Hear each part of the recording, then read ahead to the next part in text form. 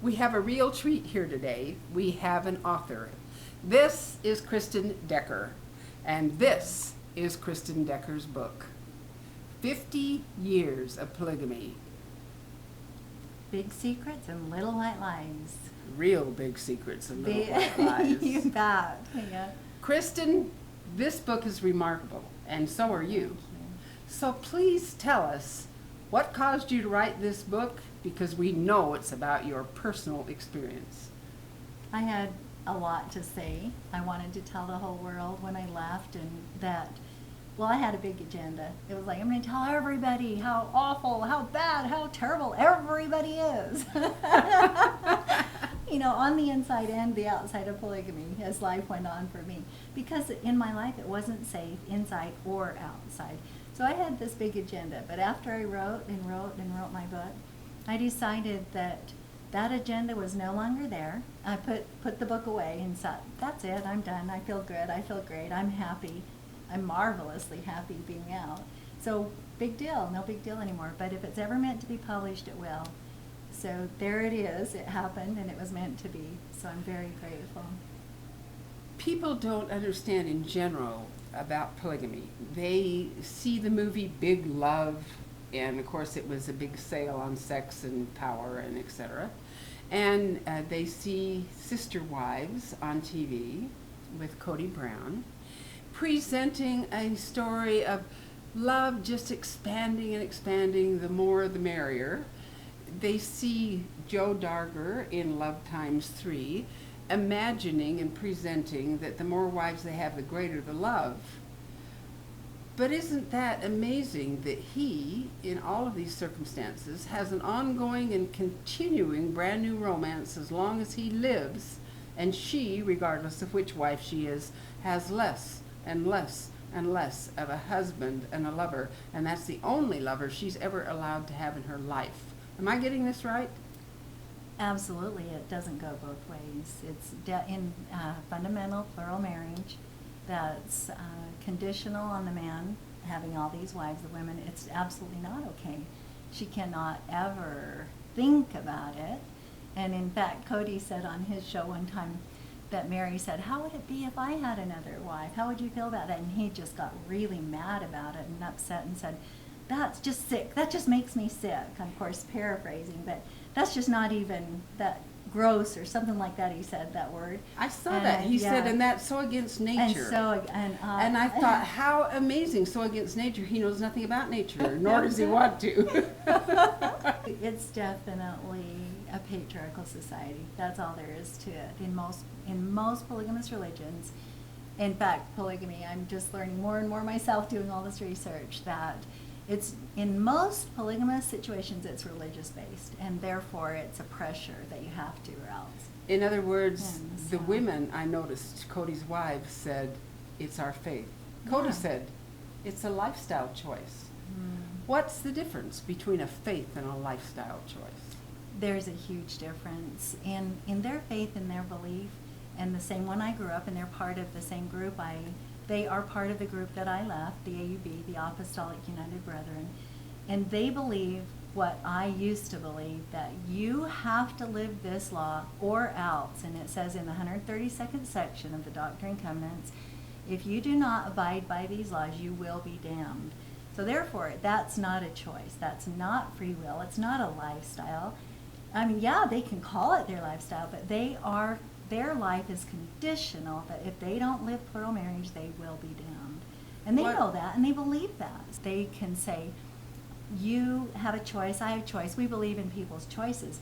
But yes, they do. Everybody has free agency. But if you don't do what we're doing, then you also are damned. So the way to get to the celestial kingdom is to live plural marriage. That's it. In the same scripture that you just quoted, Emma Smith was told that if she didn't accept Joseph Smith having more wives, she would be destroyed. And the degree of destruction that the religion itself allows if the women don't accept polygamy depends, and it varies from being devastating to being complete, depending on the narcissism of the male that's the head of the household. Is that not true? Exactly. One of the things that we were some friends and I were just recently talking about, that women, why would they do that? Why do they want to do that? Why are they so willing to sacrifice their personalities and their partnership connection? One of the things that my friends and I who've left have been discussing, and many others, is that a lot of the question comes up, why are women so willing to do this? Or why are they placating their husbands and allowing this religion to go on and on and on for going on 8 and 9 generations since Joseph Smith? And the part of that is that we, just like slaves, were born into that, many of us, most of us, and you grew up knowing, this is my life, this is the way I am. I'm born to bear children, I'm born to be a sister wife, I'm born to, it's like generations of old wives' tales. Right. This is it. Slaves were born into that. They said, hey, this is my lot in life, I'm going to be a slave. People who are born into, say, poverty, this is my lot in life. I know that if I survive, I might make it, in the ghettos or whatever. Thinking that that's the only thing they have, the only choice they have is to be born into this life, and that's who they will be, what and where. So we're conditioned. We are conditioned from birth that that's what we will do. We will comply with the laws of God, supposedly. We will be sister wives. We will support our husbands in having multiple sexual relationships with other wives. And it's okay because that's our lot in life. Oh, and besides that, we are also told that we are servitude. Our mothers taught us well how to do that. All these generations on serve your husband, don't give him a problem, don't be jealous, be the wife who's supportive, be that stalwart person who's going to support him and get him to heaven. And each generation of mothers telling us that's your job, that's your lot in life. Well, of course they're going to want a man who's going to be the leader, like Joe Darter, a man who's going to lead the household, dictate what's going to happen, because that's a man. That's the man of the house. And it was like, I remember that thinking with my husband that he wasn't the man of the house. Something's wrong here. You need to be telling me what to do. You need to be more, hold me down and say, I'm supposed to ask you if I can go. This is not a leader. You're not being the leader. And it's like, why would I do that? So because his upbringing wasn't quite as heavy as mine with a father who was the leader. So there's a lot of generations of this going on and on and on of indoctrination of submissive, of do what you need to do. The women will do it. Well, in some of the cults, with Warren Jeffs and depending on, they want absolutely blind obedience. Oh, yeah. And actually that happens with most of them, especially behind closed doors. If you don't obey, blind obedience, without question. That's why the women can become perpetrators in backing their husbands, in letting the children be run off if they're 14, 15 years old boys, no longer wanted at home. That's what happened down in Colorado City and other places, the Lost Boys. And this is why they end up backing their husbands when the girls become child brides. Tell me how prevalent and how much obedience was demanded of a woman. How demanding and how much of it part of the religion was obedience and following? I think that it varies in different families. Some were more liberal and some were more tough, like do what I say or else, and no question, don't even talk to me, iron fist. Yeah. And some were more like my dad. He would say, you can question, go ahead, ask anything you want. But if he didn't have the answers, and if you couldn't find it in the scriptures, then it was go on faith. That's it. Do it because you stick to that straight and narrow path. You do it because God said so. You do it even though we don't know all the answers. It doesn't matter that it's scientifically proved to be wrong. It doesn't matter that it's because God said, I'm the leader, and he's the leader, and then Joe Smith's the leader, then I'm the leader, and so therefore you do it, and this is the right. So whether you understand it or not, do this law. Live plural marriage. So the man that is the head of the group, and your father was the head of the AUB, is the chosen man who's God's mouthpiece on earth at the time. Right.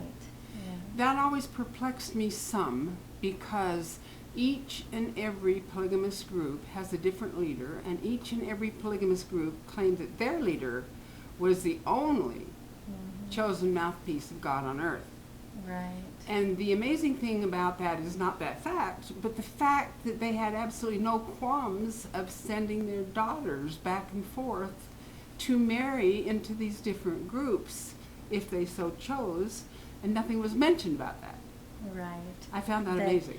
My dad was very opposed to that. I married an independent polygamous man, and he was very opposed. He wanted me to find someone within our own group, and the reason being is he said that that man would come and woo me on and marry me and then take me away. And so he was concerned about that. And I do know that there were many, and there are many of these communities that are intermarrying or, trading daughters, you might say trading, because some it is a setup, and some are just like, okay, go date so-and-so. And they are, but the leadership authority is really strict in that's who we believe in, and that. So the idea is that, say my husband came to get me, the only condition would be that only if you join our group. So if you're going to trade, who's going to be the tough one? The girl has to go with the guy. Exactly. In most cases, yeah. Exactly, and a lot of them trade daughters or family alliances for convenience and power and new blood, if they feel there's not enough new blood within their own immediate group, because some of the groups aren't large. Mm-hmm. Some of these women, many of the women have choices in a lot of the polygamous groups. As far as I know, the two main groups that set women up and force marriages, at least here in the U.S., are the FLDS group, who assign the marriages, and they have for generations, long before I was born it started. And then also the Kingston group, and some of the girls have told me they do have choice and that they had a choice. Some of them said they were definitely coerced and set up and told who they were going to marry. And the LeBaron group, I understand they're often set up and told who they're going to marry, but some of them have also had choices. So it depends maybe on the circumstances where they're at. I asked one woman if she had a choice, and she said, "Why, yes." I said, "How did that go?" She said, "Well, I could choose to marry Uncle Roy or Uncle so-and-so." And I said, Right. That's the choice? And she said, "Oh, yes, you have a choice, but you have to have the choice within a man that's going to be a polygamist. You don't have a choice to go out of that." And I said, "What do you mean you don't have a choice to go out of it?" And she said, "Well, if you go out of it, then you lose your family's acceptance. You will lose your salvation. You'll lose your family. Mm-hmm. You won't be accepted anymore. People that turn away from it are basically shunned because you're supposed to associate with people that believe it." And in some cases, there have been physical violence. Oh, yeah. Totally. Definitely. If a woman tried to leave because she was property. It was an interesting concept where I grew up, that we were taught that despite the physical violence and sometimes death of women that left in other cults, such as down in Mexico, that abuse was not abuse if a man didn't hit you. If they left no bruises and no marks, they didn't hit you, you had a good man. We were taught that physical abuse was the abuse, that emotional abuse, spiritual abuse, financial and educational abuse were not abuse. They were called marriage. Right, exactly. And that power, again, is dependent on who the leader is and who your husband is. There's many sad, terrible situations of aggression where women have been beat up and have covered up bruises and hidden bruises and so forth. There's men who probably wouldn't touch their wife, as far as hitting them or anything else. Then there's the psychological abuse that comes into it. I have to stay no matter how much my heart is breaking. I have to share my husband. He can have all these wives, no matter how bad I feel. He's gone all the time. He shows up to impregnate the wives, and then he's gone. And I have to stick with this no matter what. And so even if there isn't physical abuse, it's a lot of psychological abuse, and it's really sad situation of coercion. Don't you think that if a man had one wife and it would be the only wife he was allowed in his life, and he had to sleep in the next room or watch her take different lovers all of her life to become a goddess, that he would know that it was abuse? Yeah. Don't you think that if he had to experience the same thing, he couldn't tolerate it for a second? They would not allow it. They would not allow it, exactly. That's right. And this is the crazy part. The freedom of choice that women have is not freedom of choice. They have to live polygamy Right. or suffer eternal damnation, lose the acceptance of their family, never go to heaven, become a servant throughout eternity. This is their last chance. And that's not a choice, that's coercion. It's the upbringing again that we were talking about. It is But that it's I will do it, and it's coercive. coercion. It's From a- the day you're going to do this, your mom says you are going to do it, or you will go to hell. So therefore, be submissive. Do this. Do this. Coercion all the way across the board. You're exactly Absolutely. right. So it's a Yeah. choice made of coercion. You Yeah. will do it or you will suffer these Right. heinous Right. consequences. Right. You are subject to be destroyed, if not in the flesh, then eternally. Yeah. That's the consequences. And that's your Exactly. choice, like holding a gun to your head and saying, you have a choice, every free agency. Right. Are you going to do what I say or do I pull the trigger? Right. Many people have asked me, well, don't you think it could work? You know, isn't there relationships that can work? And my answer, I thought about that for a while, and I thought, because there are families who make it work. And then I went, oh, that's just it. They make it work. And it goes right back to what we're talking about. They know they have to. They know they need to get along. They'll do the best they can. They'll love each other. The sister wives, they'll support their husband. They do whatever it takes to make it work. And even if you're in a monogamous family, you work at relationships, yes. But this is making it work because they have to, and they need to do it for survival. I don't think they make it So- work. I think And it depends on the families. I think what Yeah. happens is that they withdraw their feelings and emotions from the situation and know that they can never have and experience love and romance. They can never have their own lover. They can never know that they're that special and only person, anyone in their life. And they martyr themselves to it and give up. And I think that they withdraw their emotion because Absolutely. I've had women tell me that these psychological and emotional feelings and emotions that are natural for human beings, like anger, jealousy, pain, fear Mhm. of an emotional situation, for women in polygamy are simply called weaknesses to overcome. Oh, yeah, definitely. They're a weakness in women. In men, it's just fine. It's their godly right. Right. But for women to feel pain of jealousy, It is, yeah. there's something wrong with them. And They're so spiritually making it- not good.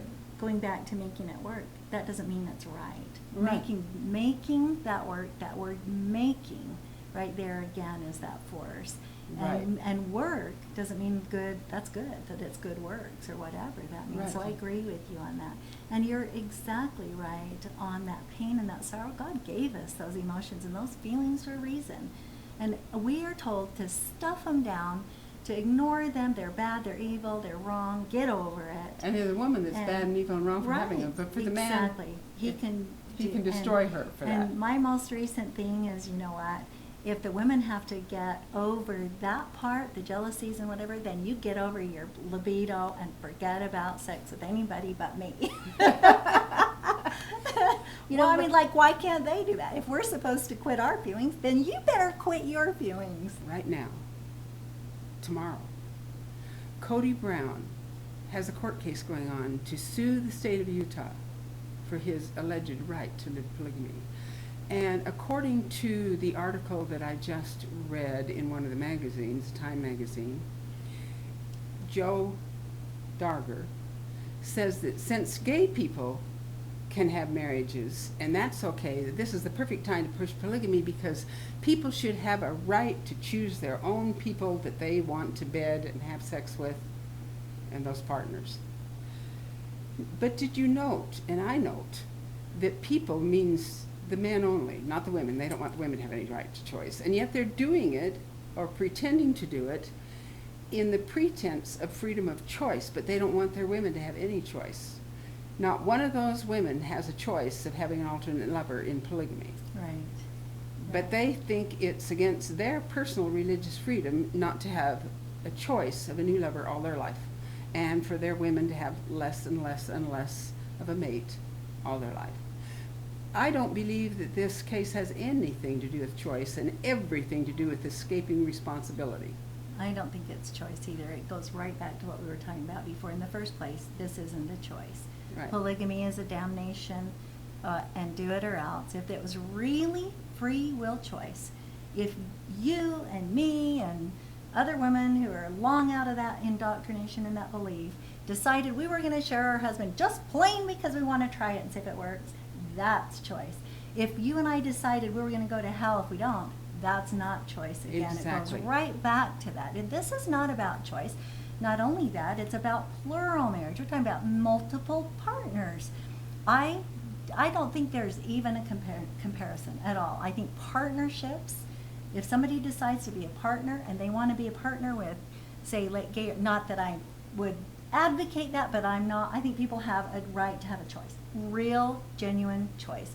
If I want to be a partner with my girlfriend, if I want to be a partner with boys want to be partners, that's choice. Adult consenting choice is different than plural marriage, doctrinal, damnation, control, men the boss, I do what I say or else, and I get to decide if I get you to heaven, and I get to have more partners, you don't. There's no choice in that. That's right. There's no choice in that. Coercion. It's coercion. Again, it's coercion.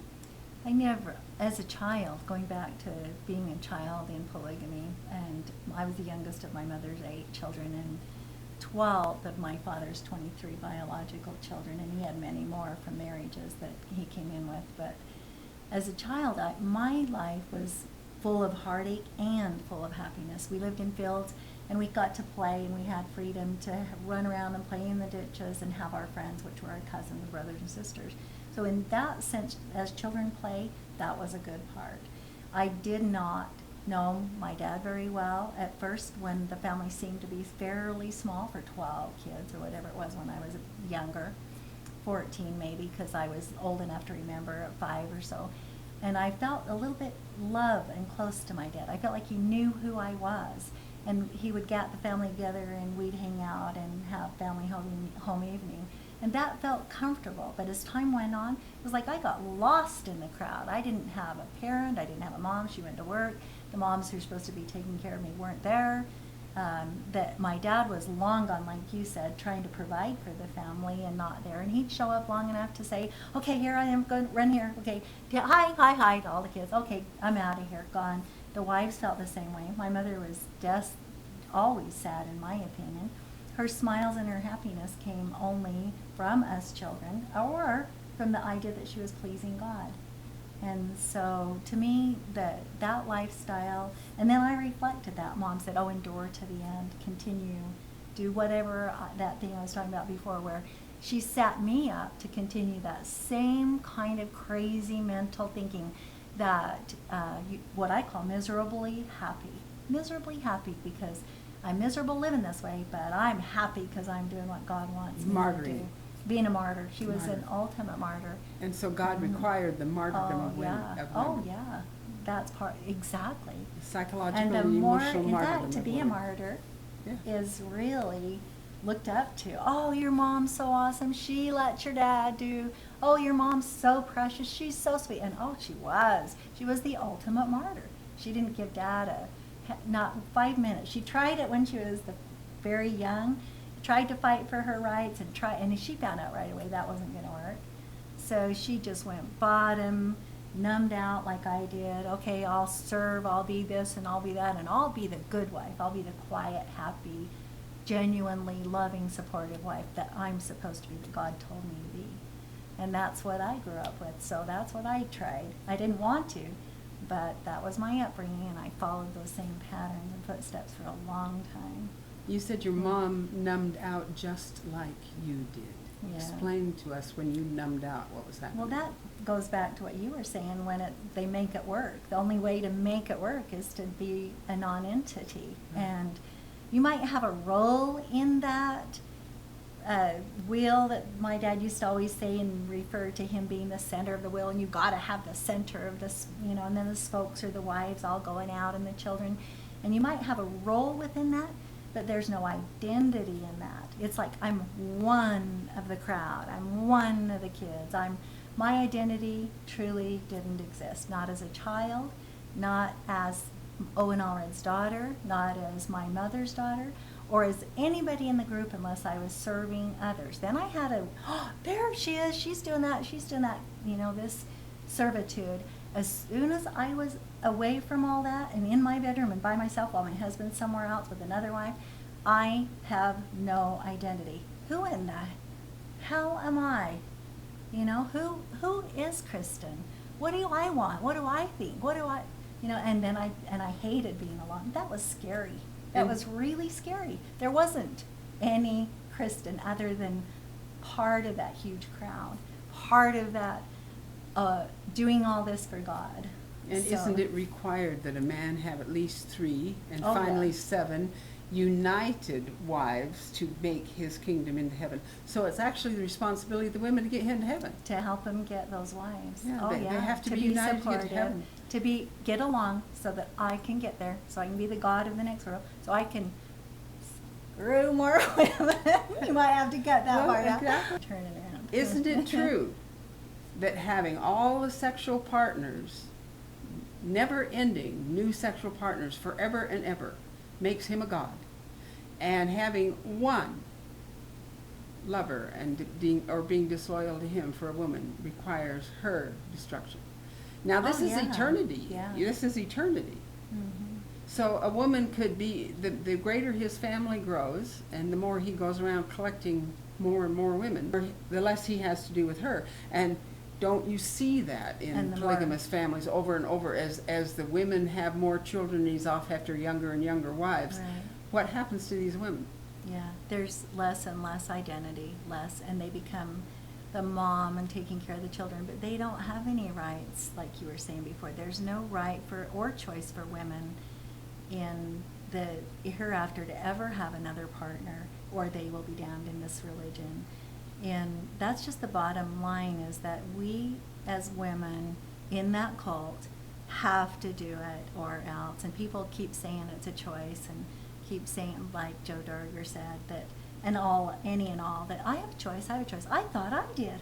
Oh my word, I thought I had a choice. I would have been one of those people in the Darger family or in the Brown family. I could have been Christine, my cousin, saying, I have a choice, I have a choice. I really thought I did. And I thought I was happy. I thought I had a wonderful life serving God and doing what he wanted me to do, because that was the only perspective I had. And it was limited to my mother and my dad and 9 generations of telling me what I would be and what I would do and who I should be and who I shouldn't be and what I should say and what I shouldn't say, how I should feel, how I shouldn't feel. That was my life. And I said, I'm happy doing this. I'm really great. Well, I really believed I was. And when I started moving out and realizing that I did have a choice and that women should have choices, when I started discovering who I was and that I was a valuable person, I didn't have to be part of that crowd to be a valuable person. Life was completely different for me. And genuine, incredibly genuine love and happiness, my gosh, it just, you can't even compare. And that's what I want. That's what I want for women and children. I want them to know the difference, that they have a choice and they don't have to stay. They don't have to do this. It's craziness and it's not okay. People need to know that.